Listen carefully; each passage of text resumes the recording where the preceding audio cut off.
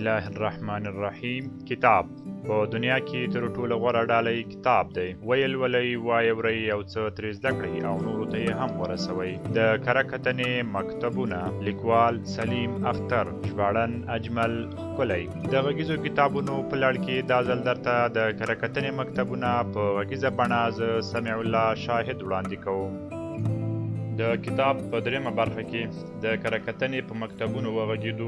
د کتاب څلورمه برخه کې دې پوښتنو ته ځواب موندلی شو: قضایي کره کتنه کومه کره کتنه ده او ساینسي کره کتنه څه ته وایي؟ لومړی، په کروالي یا معیار پالنې ولاړه قضایي کره کتنه یا جایکل کریټیسیزم. که د بېلابېلو کره کتنو له لازمونو بحثونو راتېر شو، نو کره کتونکی دوه بنسټي دندې لري. یوه دا چې له شننې د پنځونې ښېګڼې او بدګڼې معلوموي، او بله دا چې د پنځونې ادبي مقام او ارزښت ټاکي. له یو څو بېدودیو یا استثناو پرته نور ټول ښوونځي همدا دوه لویې دندې ترسروي، خو یو یې یو اړخ ته ارزښت ورکوي او بل ته. یا به داسې ووایو چې د کړندود له رنګارنګۍ او د پرېکړو له بنسټګرو نظرونو او توپیرونو ښوونځي زیږي. خو د قضایي کره کتنې په نامه یو دودیز ښوونځی داسې هم تېر شوی دی چې یوازې همدا دوه اړخه یې پاللي دي، بلکې یوازې د پرېکړې صادرولې اره کره کتنه بلله. د دې کره کتنې له مخې کره کتونکی اړ و چې یو غوره یعنې عالي او پخه پنځونه د معیار په توګه وټاکي او بیا د هغې پر بنسټ نورې پنځونې کره کړي. په قضایي کره کتنه کې معیار ته اهمیت ورکول کېده، خو دا معیار په خپله کره کتونکي نه وضع کاوه او نه پکې د مهال غوښتنو ته پام کېده، ځکه چې دا به له داسې ادبي آرونو او قوانینو چې منښت یې د دولتي قوانینو او اخلاقو غوندې جبري و جوړ و. څرنګه چې قانون ماتی مجرم او د اخلاقو نامنونکی ګناهګار ګاڼه شي، دغسې له دغو ادبي شعایرو او معیارونو مخ اړونه هم له ادبي ګناه و جرمه کمه نه وه. قضایي کره کتنه پر دې مفروضه ولاړه ښکاري چې د ادبي هستونو لپاره ځینې ټاکلي معیارونه وي، داسې معیارونه چې غاړه ایښول ورته جبري دي، او که داسې ونه کړي نو گویا پنځګر له صراط مستقیم وښویېد. د قضایي کره کتنې منطق تر نورو ښوونځیو ډېر وچ او ترنګلی دی، ځکه چې دوی جامې نه سموي، تا ورته برابروي. دا کره کتنه په هره پنځونه خپل معیارونه تطبیقوي. قضایي کره کتونکی دا ډول پرېکړه کوي: الف، له مشرانو پاتې معیار ناسم دی. ب، دا پنځونه په دې معیار برابره نه ده. ج، نو بې ګټې او بې ارزښته ده. تر نورو ښوونځیو چې قضایي کره کتنه ظالمه او وچه ښکاري، لامل یې همدا وچه معیار پالنه ده.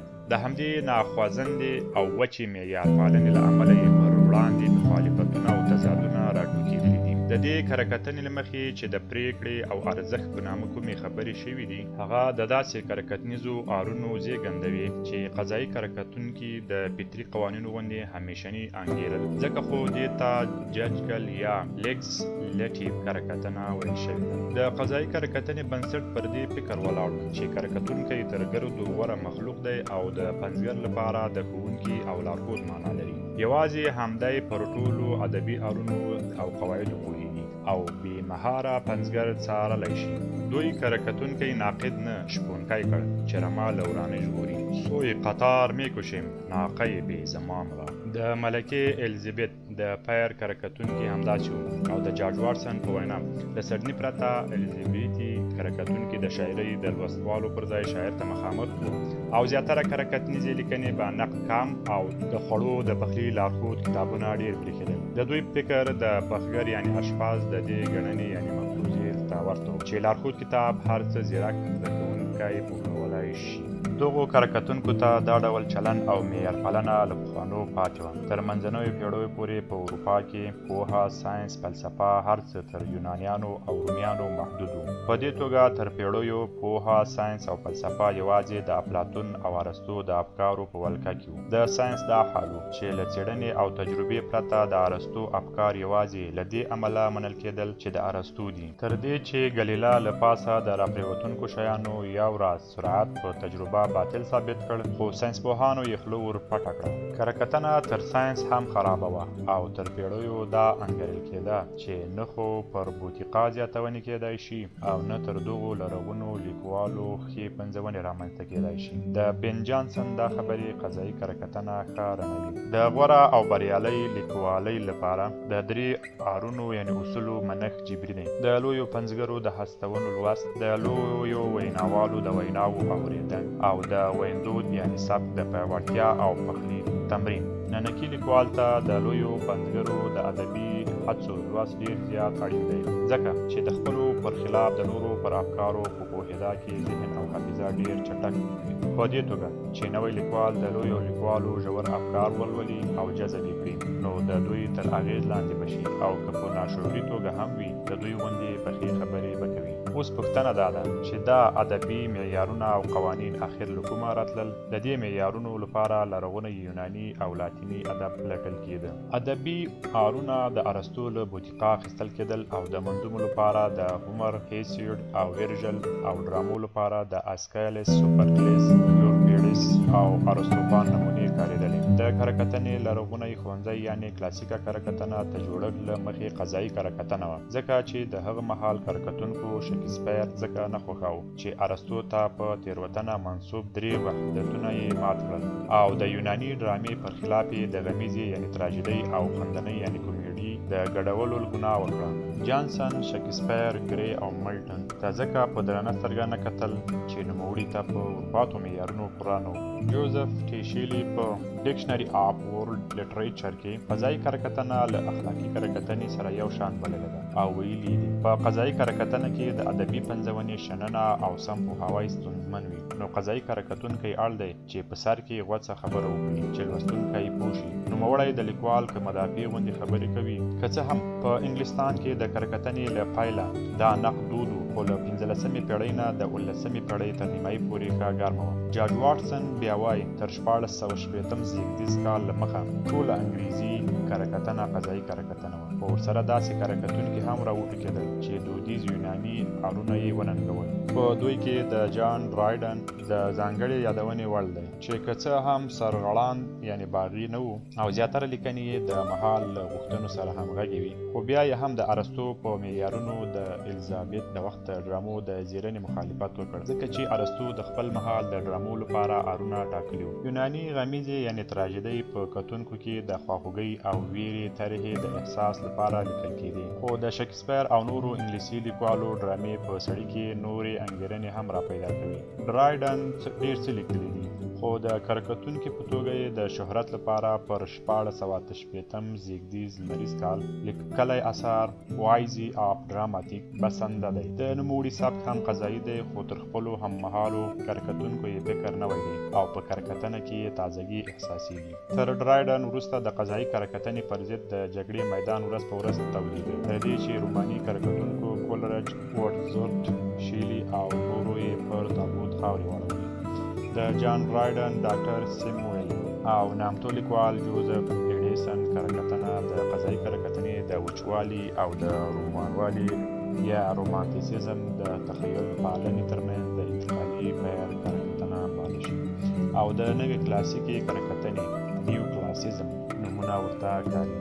یعنی قضایي کرهکتنه په نوې جامه کې، ځکه چې په دې کې هم د ارسطو، لانجنسن، هوریس او سسرو له لارښوونو ګټنه یعنې استفاده کېده، او د قضایي کرهکتنې غوندې د پنځونې پر جوړښت، ویندود یعنې ثبت او ژبني سینګار ډېر ټینګار کېده، خو له ساینس او نورو نویو پوهنو سره د تړاو له امله پکې زاړه افکار کم وو او نوښت پکې لیده شو. که څه هم د یو خوځښت او ښوونځي د زیږون او مرګ دقیقه نیټه څرګنده نه وي، خو نوې کلاسیکي کرهکتنه پر 1460 زېږدیز کال د ډرایډن له نقد لیکنې راوټوکېده او پر 1884 زېږدیز کال د سیمویل جانسن له مرګ سره مړه شوه. سافت، ایډیسن، ټیل، فیلډن او ګولډ سمیت د دې کرهکتنې نومیالي ناقدین دي. ډرایډن ته ځکه د انګریزي کرهکتنې چې د جارج واټسن په وینا نوموړي لومړی ځل د سټیټ آف انونسنس په سریزه کې په نننۍ دود معنا د کریټیسیزم وکاراوه. ویې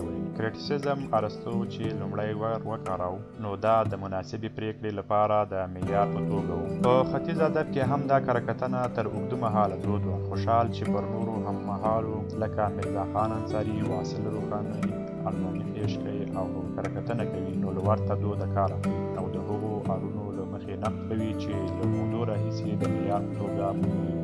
دوی کرهکتنه د مشرانو پر پله د عربي او فارسي د معیارونو پر بنسټ کوله. په پښتو کې تر اوسه لا دا دود ورک فرق شوی نه دی. اوس هم زیاتره نقدونه ځینو ادبي بیلګو ته چې د معیار په توګه ارزښت لري په پام کیږي. د نویو لیکوالو لنډې کیسې د لویو لیکوالو د لنډو کیسو له مخې څیړل کیږي چې په دې سره په ادب کې د جوړښتي بغاوت چې ادب له پرمختګه برخمنه وي او ډیر زیات اړین دی مخه ډب کیږي. په قضایي یا کلاسیکي او نورو کرکټنو کې د پریکړې توګ ګډ دی، خو په دومره توپیر چې په قضایي کرکټنه کې چې ادب له بهره د نورو د معیارونو له سترګو کاته شي، نو کرکټونکی په پریکړه کې تر ډیره بې پرې پاتې کیدای شي. خو په نورو کرکټنو کې چې معیارونه ځاني، شخصي یا په یو ښوونځي پورې تړلي ځانګړي افکار وي، کرکټونکی ناپیلی نشي پاتېدای، ځکه چې د نورو پر ځای د یو ځانګړي ښوونځي غوراوی په خپله د فرې جنبې یا پیلتیا ښکارندویي کوي. نو که په کرکټنه کې فرا یا تعصب ولیده شي، نو دا دومره هیښنده خبره نه ده. د قضایي کرکټنې تر ټولو لویه نیمګړتیا دا ده چې دا د معیار پالنې په نامه داسې دود پالنې، روایت پالنې ته لاس اچوي او پراخوي چې ټاکلیو سانچو او قالبونو ته د هر مهال د پنځګرو او پنځونو د برابرولو هڅه کوي. نو سانچا خو بدلیږي نه، پنځونه به ردیږي. په دې توګه کرکټنه تر یو څو فورمولونو محدوده پاتې شي او د پنځونې د هڅونې او پرمختګ پر ځای د لارې خنډ شي. پر دې سربیره په کرکټونکي کې لنډپاري او لنډ اندي یعنی تنګ نظري وده وکړي چې بیا نوي ادبي تجربې زغملی نشي. د دې څرک تاسې پر اوسمهال یو ادبي شاهکارونو پنځونو له شوې کرکټنې لګولی شئ. ایډ میبرا ریویو د کولورجنزم یعنی کرسټیبل a mixture of raving and driveling، د لیونتوب او بې صدۍ مخلوط، او د وردزورد نظم out on the intimation of immorality، د ابدیت د سمبول بوللی یا شعر بللی دی. کله ناکله به لویو او پوهو کرکټونکو هم نوې تجربې نه خوښولي. میتیو آرلند تینیسون خام بالغ وګورئ. همداراز د شیلي په اړه ویل beautiful in an pictorial angle beating in the wide his luminous wings in wine. ژباړه: ښکلې او اغیزناکه فرښته هیڅ بې هیڅه خپل وزرونه خوځوي. د دې حوالو موخه دا نه ده چې دوی قضایي کرکټونکي وو، بلکې په قضایي کرکټنه کې بن جانسن او پوپ د ځانګړې یادونې وړ دي. که ادب د مهال انځورونه وي، نو باید له زړې دودیز پالنې او روایتونو سر وغړوي، ځکه د تخیل غرغراندې لمبې دومره په اسانه نشي مړې کېدای. ځکه خو لیکوالو د موضوعاتو او انځورونو په حق کې له نوښته کار اخیستی او ټولې زولنې ماتې کړي دي. له ماضي نه الهام اخیستل بد نه دي، خو د بوتانو په څېر یې لمانځنه ادبي کفر دی. په ادب کان تنقید مطالعه کې ډاکټر سلام سندلوي د دې د خامیو په اړه ویلي دي: د قضایي کرکټنې کړلار له هر کرکټونکي سره بدلیږي، ځکه چې د معیار په کار کې د هر کرکټونکي ځاني خوښه او ناخوښي لاس لري. په قضایي کرکټنه کې یوه نیمګړتیا دا هم ده چې کرکټونکي پکې کله ناکله له ځاني کینې هم کار اخلي او په دې کار سره لیکوال تاترین ته ورسوي. خو که د ملګرتیا یا بل تار ورسره ولري، نو بیا یې په بې ځایه ستایلو اسمان ته وخېژوي. په پښتو کې هم لومړی قضایي کرکټنه دود وه، پر خپلو هممهالو باندې د خوشحال کرکټنه هم دودیزه قضایي کرکټنه وه چې له عربي او فارسي نه د ورپاتې اصولو له مخې کړې ده. کارل شاپیرو چې لاندې خبرې کولې، نو لکه چې ذهن یې د قضایي کرکټنې معیار پالنې او طرز نیولی و. په 20مه پېړۍ کې شاعر له کرکټنیز چلنده او د ارونو له بندیزونو خلاصون غواړي، ځکه چې زه داسې انګیرم چې له کرکټونکي پرته هر سړی پوهېږي چې شاعري څه شی دی. د دې یو لامل دا هم دی چې کله پخه شاعري وي، نو بیا کرکټنه له نشت سره برابر وي. کرکټنه د هنر تر ټوکېدا وروسته راځي. باقي مانده خواب د کشور ناهید ژباړه. دویم، د وچې معیار پالنې غبرګون ساینسي کرکټنه ساینټیفیک کریټیسیزم. د معیار پالنې په نامه د قضایي کرکټنې ته ترینګلتیا او سختۍ پر ضد په انګلیسي کرکټنه کې څو ښوونځي رامنځته شول چې له معیار پالنې یې مخ واړاوه او د پرېکړې، ارزښت ټاکنې او ادبي مقام یې په نټه په سپړیزه یعنی تشریحي او اټکلي یا استقرایي کرکټنو کې له ناقد نه د ساینسپوه غوندې د ناپېیلتیا غوښتنه وکړه او د نویو کرکټنیزو اصولو په جوړونه یې ټینګار وکړ. پوهانو نورې کرکټنې هم ساینسي بللي دي، خو په دوی کې سپړیزه یا انالایټیکل کریټیسیزم او قیاسي انډکټیو کریټیسیزم کرکټنې ډېرې مهمې دي چې د دې دواړو ښوونځیو پلویانو خپلې کړلارې یعنې طریقې پوهنیزې یا ساینسي بللي دي. په کرکټنه کې د ساینس او ساینسي نومونې ډېرې لارورکې ثابتې شوې دي. ځکه چې پر دغو پاسنیو کرکټونو سربیره تاریخي او سوسیالیستي یا مارکسي کرکټونو ته هم ساینسي ویل شوي دي. د دې ورانپوهاوي مخنیوی هم پکار دی چې د وړاندود یا عامه ذهنیت پر خلاف ساینسي کرکټنه د یو ځانګړي ښوونځي نوم دی، بلکې د کرکټنې هر دود چې کرکټونکی پکې د ساینسپوه غوندې بې پرې وي او له ځاني خوښې ناخوښې او تړاو پرته پنځونه وزیري ساینسي کرکټنه ده. نو د ساینسي کلمې څرنګه چې مفهوم یې ثابت پرېکنده نه دی نو نومونه ورته ویل کېدای نشي. له کارونې ښایي لوستونکي پوه شي چې موخه کوم ډول کرکټنه ده. اوس به پر لوړو دواړو ښوونځیو خبرې وکړو. الف سپړیزه کرکټنه. ډیوډ ډیشنر یې ځانګړی ښوونځی نه ګڼي. نوموړی وایي چې دا خو د ادب پېژندنې یو طرز دی چې بیلګې یې په لرغوني پیر کې هم موندل شي. همدا لامل دی چې د ارسطو، ډرایډن، ډاکټر جانسن او کولبرج د کرکټنې ځینې اړخونه سپړیز ته یعنې تحلیلي بللي دي. که د ډیوډ ډیشنر دا خبره ومنو او سپړیزه کرکټنه د ښوونځي پر ځای په پراخه معنا وکاروو نو بیا هر سپړندود یعنې طریقه چې د پنځونې د ترکیبي توکو له شخصي لوسته پایلې راوباسي سپړیزه کرکټنه ده. د یو ځانګړي ښوونځي په توګه د سپړیزې کرکټنې بنسټګر ویلیام امپیسن دی. دی د ای آی ریچارډز شاګرد و. ریچارډز له کلمو سره ډېره مینه درلوده. امپیسن هم دا آر بنسټ وګرځاوه او د کلمو د معناوو له بېلابېلو اړخونو پیدا کېدونکي ابلاغي رنګارنګي یې د هنر موخه وبلله. د نوموړي دې لاندو دوو کتابونو په اروپا او امریکا کې لوی نوم لرل. لومړی 7 Types of Empathy، دویم Some Version of Pastoral. د امپیسن په اند د یو شاعر شعر له بل نه د احساساتو له مخې نه توپیرېږي بلکې ژبه ده چې یو شاعر یا لیکوال له نورو څخه بېلوي. په بله وینا شاعري د ورډزورت د نظر پر خلاف د احساساتو ناڅاپي خوټېدا نه ده، د ژبې ځانګړې بڼې ته شعر وایي. د ریچارډ په اند کرکټونکی د ابهام یا امپاتي په مرسته ژبې ته نوې بڼه ورکوي. امپیسن د همدې نظر پر بنسټ د ناڅرګندتیا یعنې ابهام ډوله په ګوته کړل او کرکټنې ته یې نوې کرکټنه ویل شوه چې که څه هم ربړې یې راوټوکولې خو نوښت یې د ستاینې وړ و. د نوموړي دلایل دا و: شاعري پر ژبه ولاړه ده او د ژبې لویه دنده تبلیغ دی، نو شاعري هم تبلیغ دی. نو چې د شاعرۍ ماڼۍ پر تبلیغ ولاړه ده د تبلیغ له شننې درې شیان په ډاګه کېږي. الف د پنځونې پر مهال یا تر تبلیغ له مخه د شاعر ذهني حالات څنګه و. ب دا تبلیغ پر لوستونکي څه اغېز کوي. ج د تبلیغ له پلوه د شاعر او لوستونکي ذهنونه له څرنګه حالت سره مخېږي. ریچارډز تبلیغ او د شاعر او لوستونکي په ذهن کې ترې د پاتېدوني اروايي اغېز، پرتلیز لوست او رواني ارزښت ته هم وده کړې وه.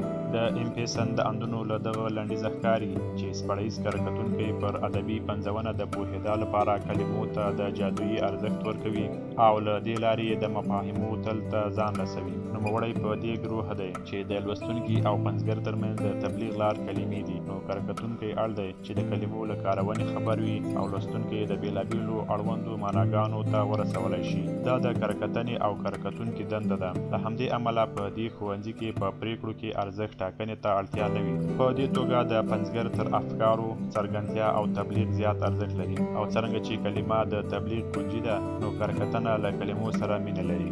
له کلمو سره لیونۍ مینه سپړیزه کرکټنه د ختیځ هغه کرکټنیز دود ته ورلنډوي چې د ګړپوهي یعنې صرف او نحوې له مخې د شعر ښېګڼې او بدګڼې ښوولي. په پښتو کې ادبي تذکرو او ادب تاریخونو هم د رنګ درلود. د رحمان بابا سبک ته د کلمو له امله سلیس او ساده ویل کېده او د هندي سبک د شاعرانو په تیره د کاظم خان شیدا ویندو د پیچلو یعنې عربي او فارسي کلمو په کارونه پیچلی او ژور باله. له دې بېلګو موخه دا نه ده چې د دغو ادب تاریخونو او تذکرو کرکټنه د امپیسن له سپړیزې کرکټنې سره یو شی و. موخه دا وه چې په پښتو کې هم د دې کرکټنې څرکونه شته دي. پرېکړه او ارزښت ټاکنه د کرکټنې بنسټونه دي، خو د کرکټنې په دې ښوونځي کې دا دواړه ځکه کږلي دي چې د دوی په اند پرېکړه فلسفي کار دی، خو کرکټونکي باید د ساینسپوه غوندې په ناپېیلې توګه بویه پنځونه وشني. ویلیام امپیسن وایي نوې سپړیزه کرکټنه پر هر پړاو لوستونکی د آر متن کتو ته اړ باسي. نو د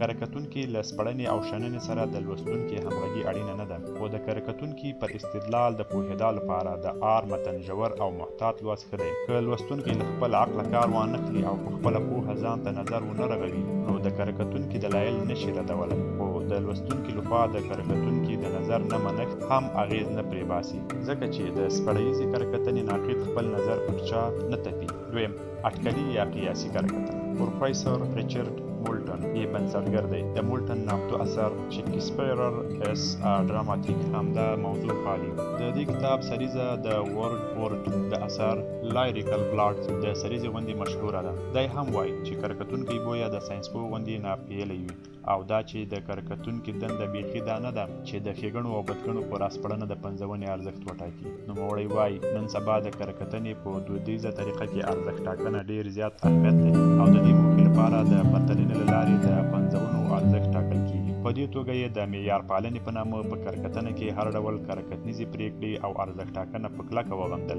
د قیاسي کره کتنې په اړه یې وویل د دې موخه استقرایي پوهنو ته د ادبي کره کتنې ورلنډول دي. په کره کتنه کې د ارزښت ټاکنې لپاره پرتلیز لوست بنسټي ارزښت لري چې د هر پیر د کره کتونکو زړونو پرې اوبه څښلي. خو مولټن دا هم نشي زغملی. د نوموړي په اند څرنګه چې د بوټو څانګوال د ګلاب او ریدي ترمنځ توپیر نه کوي او ښه یا بد یې نه بولي بلکې دا دواړه د ګلونو دوه بیل ډولونه ګڼي او د فردي څېړنې له لارې یې د ودې او نمو لړۍ زیري. دغسې کره کتونکی هم دا حق نه لري چې د حمید ماشخیل او کاظم خان شیدا چې دواړه د هندي سبک سرلاري دي سره پرتله کړي، ځکه چې د قیاسي کره کتونکي دنده دا نه ده چې که حمید بابا تر کاظم خان شیدا غوره وي نو کره کتونکی دې راپاڅي او د حمید بابا د غوروالي لپاره دې د دلایل سره لړۍ کړي. قیاسي کره کتونکی په قضایي کره کتنه کې د معیار پالنې په نامه د ټاکلیو نظرونو مخالف دی. د دوی په اند په ساینسي پوهنو کې له بهره آرونه او قوانین نه وضع کېږي بلکې د کتنو او تجربو له لارې د دوی تر غوراوي یا استقرار وروسته د نورې شننې او لوست لارښود ټاکل کېږي. اوس که د بوټو یو څانګوال له ځاني خوښې او ناخوښې پرته د ګلاب او ریدي د ودې ډېرېدا او رژېدا آرونه وموندل نو دا یوازې د ګلونو پر همدې ځانګړي ډول د تطبیق وړ دی. نو که یو سړی د یو ګل د ودې قوانین پر بل ګل عملي کوي پر کار یې باید شک وشي. دغسې دې کره کتونکي هم مخکې له مخکې له جوړ شویو آرونو لرغونو روایتونو او نورو کره کتنیزو فارمولونو ځان وژغوري او د ساینسپوه په توګه دې د یو پنځګر د ټولو هستونو تر لوست وروسته د هغه لپاره کره کتنیز آرونه جوړ کړي. یعنی حمید او شیدا ته په یوه سترګه او له یو وتکاتب کار نه دی بلکې د هر یو دیوان د بشپړ ولوستل او د همغه لپاره د اټکلي یا قیاسي آرونه ورغول شي. ډاکټر محمد احسن فاروقي په خپله یوه لیکنه تنقید و تنقید نګاري کې لیکي رښتینې کره کتنه څه ته وایي. کره کتنه په عقلي یا فلسفي کلمو کې د پنځونې ژباړې ته وایي. د دې خبرې منطقي پایله هغه داسې راوباسي. کره کتنه هنر دی چې ادب ساینس ته ورلنډوي. ادب همیشنی شی دی چې په هره دوره کې د یو بیل ساینس جامه اغوندي او کره کتنه ترې هرومرو اغېزمنوي. په 18مه پېړۍ کې منطق ډېر مهم ساینس و نو کره کتنه پر منطقي آرونو روانه برېښي. په 19مه پېړۍ کې میتافیزیک ډېر ارزښتمن شو نو کره کتنې ترې هم رنګ واخیست. اوس چې ساینس مهم دی کره کتنه هم له ساینسي تجربو او استقرا مرسته غواړي خو د دې موخه دا نه ده چې کره کتنه به بیخي ساینس شي. د دې نظره ښکاري چې په دې ډول کره کتنه کې معیار پالنه ښه کږل کېږي. پاتې شوه استقرایي کره کتنه نو په دې کې خو د معیار جوړونې شونتیا هډو شته نه ځکه د هر پنځګر لپاره بیل کره کتنیز آرونه جوړیږي. قیاسي کره کتنه څوک درنوي یا سپکوي نه. مولټن د خپل کتاب شکسپیرر از ا ډراماتیک آرټسټ په سریزه کې ویلي قیاسي کره کتنه د ادب ستاینه یا غندنه نه کوي او نه یې د پنځونې له زیات تیښ ښېګڼو سره څه کار شته. قیاسي کره کتنه ادب د ساینسي څېړنو غوندې ځیري. د ادبي آرونو په ادب کې پلټي او د فطرت د نندارو غوندې د پرمختګ جوګه بولي. په دې توګه قیاسي کره کتنه د ادب له بېلابېلو ښوونځیو او پنځونو سره بېلابېل ډولونه هم ډلبندي کوي. په دې کې د دې هر یو د لوست لپاره پر ځانګړي تمایل سربېره بهرنۍ لاسوهنه هم بې معنا وخیږي. په ځینو نورو کره کتنو په تېره په ښکلاییزه کره کتنه کې چې ذوق او د ښکلا احساس کوم بنسټي ارزښت لري قیاسي کره کتنې هم هغه رد کړي دي. لږ مخکې مو بېلګه وړاندې کړه چې که یو ساینسپوه د خپل ځاني ذوق په مټ ګلاب خوښوي نو یوازې د خپلې خوښې د ذوق یا د ښکلا نمانځنې په نامه له ساینسي پلوه دا حق نه لري چې د ریدي له ګله کرکه وکړي. ساینسپوه ځاني خوښي یا ناخوښي د تجربو، نندارو، څېړنو او ترې د راتلونکو پایلو په مخ کې خنډ کوي نه. د ناپوهۍ یا ناخوښۍ او معیار پالنې په نامه له کرکې پرته کره کتنیز لوست ترسره کوي. ځکه خو مولټن په کلکه دا هر څه منلي.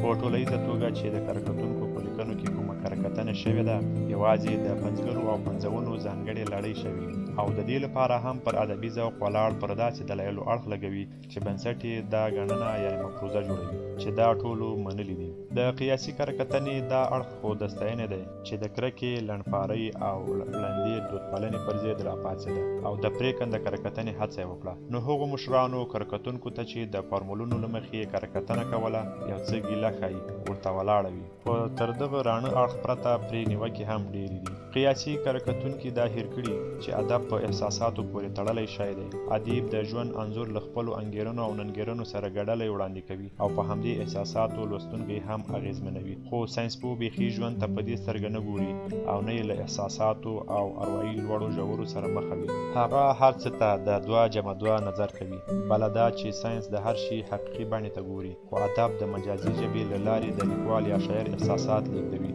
او هغو کلمو ته ارزښت ورکوي چې مجازي معناوې ولري. علي خان وایي: سرې خمارې سترګې خوږې شونډې د ګل نشته، سرې خمارې سترګې خوږې شونډې د ګل نشته، ما شمېرلی بویه د خوبانو په تعبیر.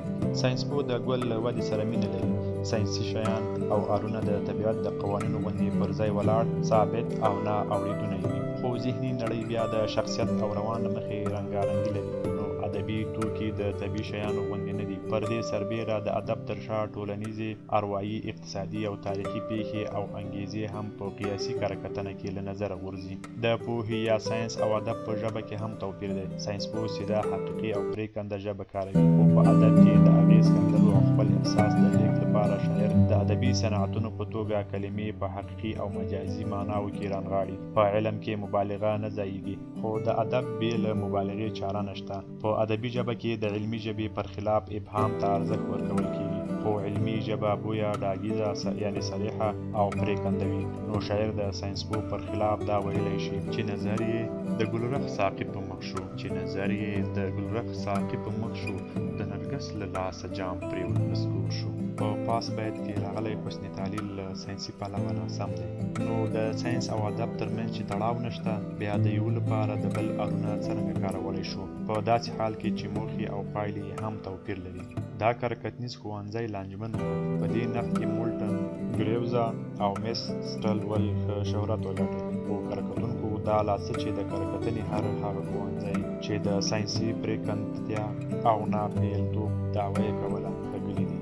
آی ریچارډز په انسټورمنټ سپیکولیټیو کې او هربرټ ډینګل په ساینس لټریچر کریټیسیزم کې پر ساینسي کره-کتنه ټکونه کړي دي. همداراز ټي اس الیټ هم په خپله لیکنه فرونټایرز اف کریټیسیزم کې لیکلي دي: کره-کتنه نه ساینس ده او نه ساینس کېدای شي.